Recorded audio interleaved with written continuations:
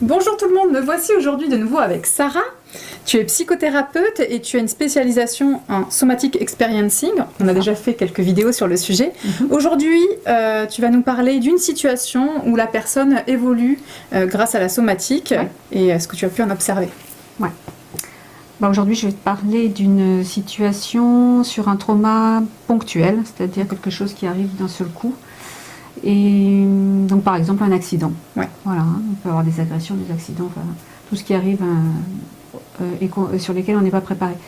Donc, je vais te parler d'une personne que j'ai reçue qui avait eu un accident de voiture avec son mari et qui, petit à petit, ne pouvait plus sortir de chez elle et plus rentrer en voiture. Et tout doucement, elle pouvait repartir un petit peu avec son mari, mais très peu. Donc, elle est venue me voir sur les conseils d'un médecin et on a fait un travail en somatic experiencing. Donc, ce travail, le travail en somatic experiencing, ça consiste à ralentir beaucoup parce que pendant l'accident ou tout ce qui arrive comme ça, de manière très rapide, très soudaine, on n'a pas la possibilité de se préparer. Donc, on va ralentir le mouvement, ralentir la scène.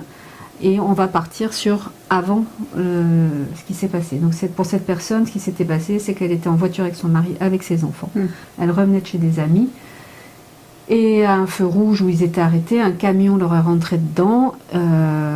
Et donc évidemment ils n'ont rien pu faire. Et elle a été extrêmement choquée de cet accident et depuis, elle s'était enfermée de plus en plus. Tout le monde va bien, tout le monde a survécu cet accident? Alors la première chose qu'on fait, c'est déjà de vérifier que tout le monde est sain et sauf, parce que bien sûr, ça c'est une des conditions préalables pour pouvoir travailler. Et puis sinon, il faut travailler sur ce qui se passe. Mais là, je prends cette situation parce que justement, il n'y avait rien eu de grave, et tant mieux. Donc, pour cet accident, moi, j'ai travaillé sur avant, où est-ce qu'elle était avant. On part vraiment, on refait en fait la scène, on va renégocier la scène d'une autre manière pour qu'elle ait le temps de pouvoir se préparer et pouvoir trouver une réponse adéquate à une situation sur laquelle elle n'a rien pu faire.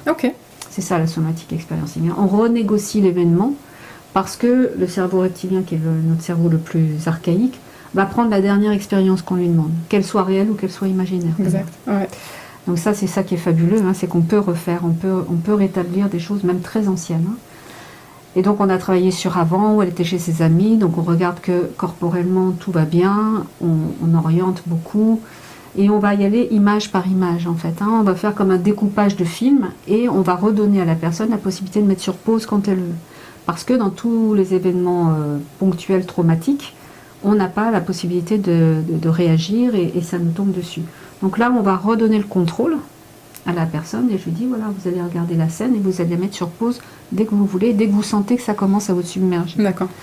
Et en fait, on s'est aperçu au fur et à mesure que dès que ça commençait à devenir un peu difficile, elle pouvait mettre sur pause, respirer, on revenait dans l'ici et maintenant et tout allait bien. Et puis, je lui ai demandé quel a été le tout premier moment où elle a senti qu'il se passait quelque chose qui n'allait pas. Et là, elle me dit, en fait, elle se voyait arrêtée au feu. Et je lui ai dit, mettez sur pause, le camion n'est pas encore là, vous ne savez pas qu'il y a un camion, dites-moi ce qui se passe. Et elle me dit, j'entends des bruits de pneus. Et là, on met sur pause, encore une fois. Et je lui dis, qu'est-ce qui se passe juste là maintenant? Et on voit son corps qui se tend, évidemment, puisqu'elle... Elle se prépare à ce qui va arriver et du coup on voit qu'elle peut se préparer. Et là on va travailler vraiment sur la réponse physiologique, c'est-à-dire qu'est-ce que le corps a envie de faire. Parce qu'on est des animaux avec un cerveau reptilien de fuite ou de combat ou de figement. Et on est aussi des mammifères. Donc dans ces moments-là, on ne réfléchit plus en fait. On est vraiment dans l'instant présent. Et je vois son corps qui fait ça, juste ce mouvement-là. Et je lui dis juste, tiens, j'observe que votre corps fait ça, qu'est-ce que votre corps a envie de faire maintenant? Elle était passagère, et elle me dit, j'ai envie de partir. Donc, et je lui dis, écoutez, où est-ce que vous aimeriez, votre corps aimerait aller pour se mettre en totale sécurité? Alors elle me dit, j'aimerais, elle réfléchit, elle me dit, j'aimerais fuir et me mettre dans ma chambre quand j'étais enfant. Ok. Et je lui propose de faire cette visualisation, et là on voit que tout se repose, etc. Si ce n'est que elle avait un peu oublié ses enfants sur le coup, ce qui est normal, parce que la première réponse c'est soi, et puis après évidemment que là on était dans une autre situation. Donc elle me dit, mais ça va pas du tout parce que j'ai mes enfants et je peux pas laisser mes enfants et mon mari dans cette situation. J'ai dit ok, il n'y a pas de souci, donc on va revenir. Et là maintenant, qu'est-ce que votre corps et vous aimeriez faire? Et donc elle emmène tout son petit monde et elle les emmène dans sa chambre d'enfant quand elle était petite. Bon, ça paraît rien, mais au niveau du cerveau reptilien, au niveau de la réponse où on n'a rien pu faire, où on était figé, là la réponse de suite va redonner tout de suite un mouvement interne qui fait que le cerveau va reprendre cette possibilité et va se calmer. D'accord.